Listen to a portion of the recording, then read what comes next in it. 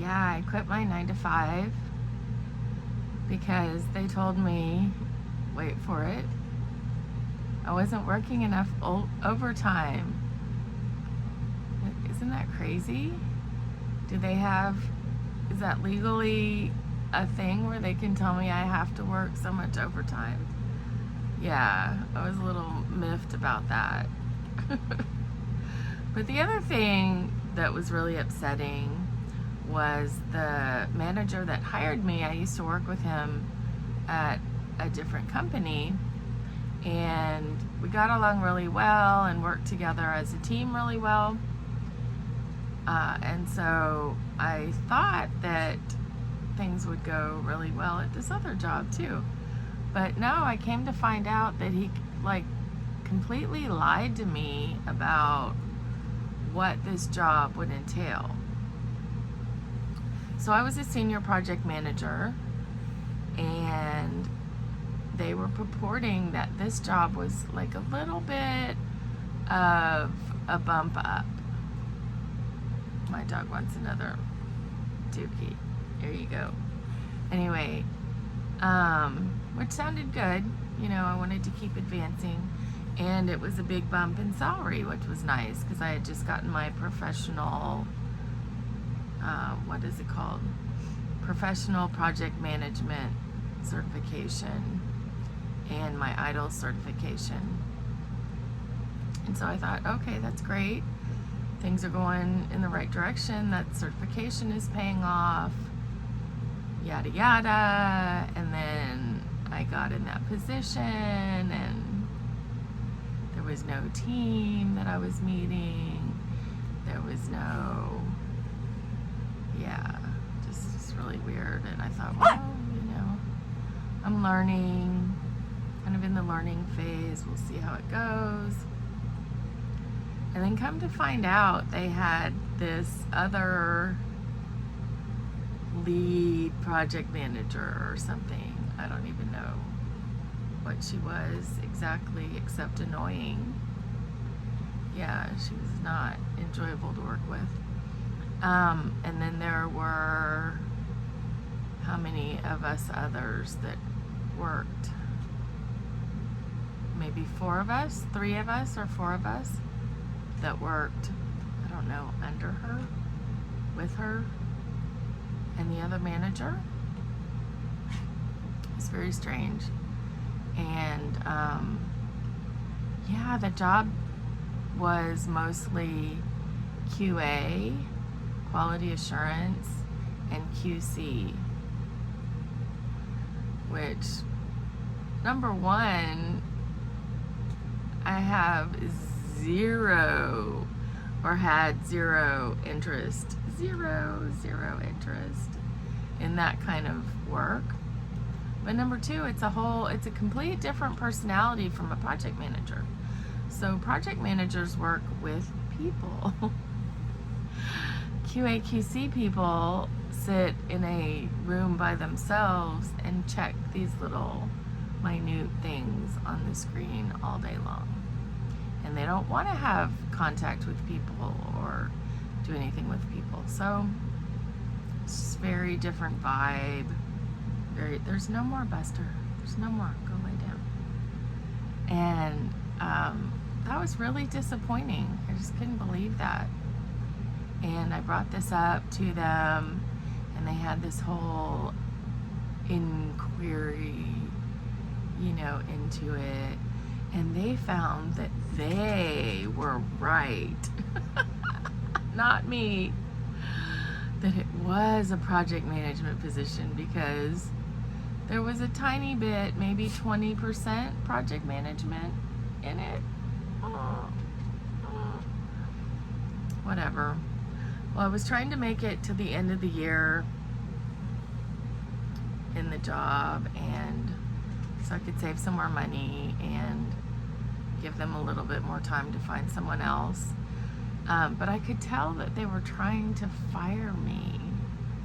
All my little spidey senses were up, I could just tell, they were documenting things, and they were, what's the right word? Not punishing me, but reprimanding me about this and that. Did they, whatever little things, and probably documenting things. So I got it together and I quit October 20th, 2017. I still remember the day. And I turned in my 2 weeks. I gave them 2 weeks. And I turned in my notice, and then get this. Oh my God, this was just to show you how insane this guy had become at this company. I mean, first of all, he confided in me that he was on all kinds of anti-anxiety meds and stuff working at this company. But what happened is he was married and had kids and became, not compliant, but reliant on his big 6-figure salary. And so he couldn't quit, right? He probably upped all his payments and got new stuff. And so he was a slave to that salary. I, on the other hand, was not. I was still living in the same house, doing with the same stuff. I had 2 dogs. I don't have kids, that kind of thing. So, but I could tell, like, if my salary got any higher, I might not be able to quit. Like, it's hard, right? You get the big money rolling in, and I could see if I had upped my lifestyle. It didn't really seem like a salary increase because I was working so much overtime that I had to spend that extra money on hiring people to do things for me that I no longer had the time or energy to do, which that kind of sucked. So, the next raise would have had to be exponentially higher to have extra money above and beyond what I was spending to pay other people to be doing my daily stuff, so I could work more overtime. Yeah, that was just a bizarre experience. So yeah, and on my last day, I was like, okay, well, like after lunch, I think around 1 o'clock, I was like, I'm gonna, this is it. I'm gonna be packing up. I worked from home. That was another thing, it's a bad job when you want to quit when you work from home. I didn't even want to go into the room that was my office. Like, it was traumatizing. I just kept the door shut on my days off or whatever, and when I wasn't working, it was too, I didn't even like going in there. But so I emailed him after, or I texted him after lunch or something, like, hey, okay, I'm gonna shut down so I can get all my computer equipment packed up so I can ship it back to you. We can get it to the UPS store in time for the shipment to go out today. And he was like, what?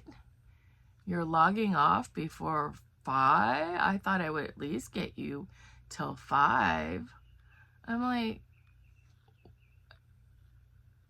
the broke mentality there was just, I couldn't believe it. So yeah, I was like, nope, shut down, Control Alt Delete, no, shut down, put everything in the box, packed it all up. We took it, to the UPS, and boom, I was done. I was so done. I hadn't saved up as much as I had wanted to, but that was okay. I had some saved up. I had some 401k. So that was good. And then I spent a year fixing up my house, and I sold my house, and I bought my RV. And yeah, so that's how that all went down. And I've been in my RV for another, how many years? 18. So it was the beginning of 2019. So 6 years. 6 years I've been RVing. And for the most part, it's been amazing. There's just a lot less upkeep. Obviously, there's no yard work that you have to do, which is a huge relief when you don't have to mow your grass and pay somebody to come trim the same trees or cut down the same trees that grow every year during the monsoon season, the rainy season. Yeah, I'd have these like junk trees grow. They're crazy fast. They would grow crazy fast. And I'd pay this guy like $450 to come cut them down every single year. I'm like, what can I be doing with that $450? And that was a good deal. He didn't charge a whole lot. He wasn't like a professional tree guy or anything, because they were just junk. But yeah, so that's how that all went down.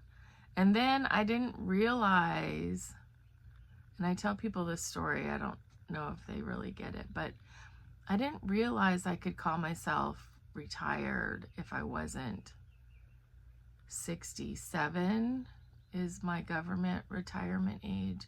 I thought the government decided, like, here's the age that you can call yourself retired. So I was just I did some things that I had always wanted to try. I day traded stocks. I swing traded. My dad actually taught me how to swing trade, but I brushed up, took another class, and then I did some swing trading, some day trading, which was tons of fun. But I'm not really a morning person, super morning person, and in order to do that, you kind of have to get up early and get your your buys, get your companies vetted that you're gonna look at buying and trading that day and whatnot. And I just got tired of doing it, or getting up early and doing that, and I filled my itch. I scratched my itch of wanting to try it. It was great, it was fun, and then I just kind of moved on from there. And the other thing was, I was sitting at my desk again, watching the charts and stuff, and I didn't really want to be tied to a desk anymore.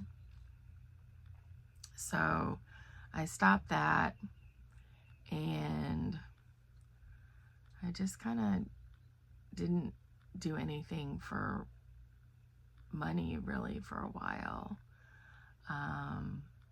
And then I realized I had an investment that was creating money coming in every month, like a good amount of money. And I was like,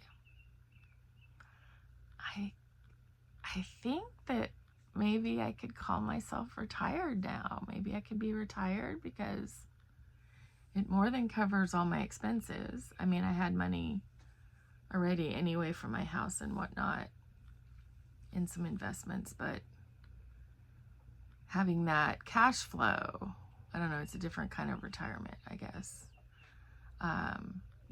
So I was like, okay.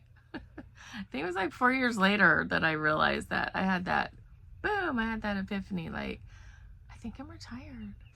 And then on all these forms that you fill out, they ask you your employment status or something. And I think I had been putting unemployed.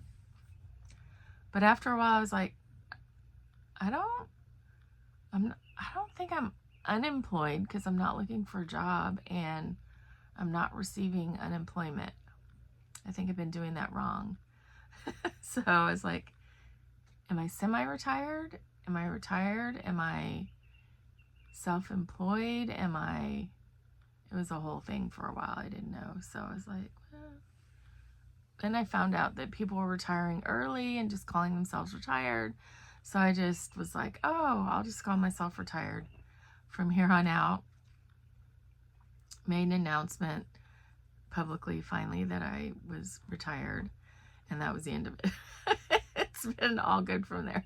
No, it was already all good, but it was kind of confusing for a while. I didn't really know, Didn't really know what to say on those forms, what to put on there. It was weird. And so now, what is it? Seven, how many years? October 2017, 18, 19, 20, 21, 22, 23, 24, 25. Oh my God, 8 years. 8 years since I quit 9 to 5 and never looked back. I do still like to work some though.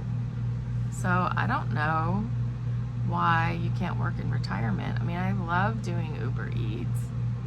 Had they had this job around when I graduated from high school, I literally may never have gone to college. I might have just done food delivery as my career. I mean, it's kind of a dream job. But, you know, I mean, the money isn't great, but I don't do it just for the money. I mean, it's fun to get paid as soon as you complete the job. Boom, you see the money go up. Boom, boom, boom. And then if you have the Uber Pro card, it pays you out right away. Every time money comes into your app, it gets dumped onto your card. So that's pretty awesome. It's kind of like gamifying a job. It's kind of like a game. So you get rewarded. You get that big dopamine hit. Oh, I got money. Oh, I got money. So you want to keep doing it. But I mean, there's a lot of other reasons I do it too. It's very relaxing to me to drive around and just listen to my favorite radio station and drive through beautiful neighborhoods, beautiful countryside with nobody on my ass about anything. Just, you know, me, the road, and music, and a little bag of food, dropping it on somebody's porch, clicking the job complete, seeing the money pop in. I used to be very, I don't know if you say directional challenged or how to get places. I was very challenged. So I would never venture onto streets or paths I didn't know. And now I know all the back roads, how to get places. I feel very comfortable driving around the area, even the extended area, because of that.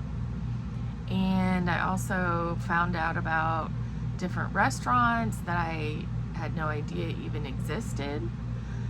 They're not necessarily all on the main road, you know, so found out about that. And then every once in a while, I'll get a free drink. A restaurant will give me a free drink, a free soda, just, you know, a Diet Coke or a water or something. But, you know, hey, I think it's nice for somebody to offer me a free soda. I'll take it. It makes my day. And so anyway, I just thought I'd give you guys a little bit of background and history, how we got here, how it all went down. Thank you for listening. Please please subscribe, and continue to follow my journey. Thanks. Mwah. Have a great day.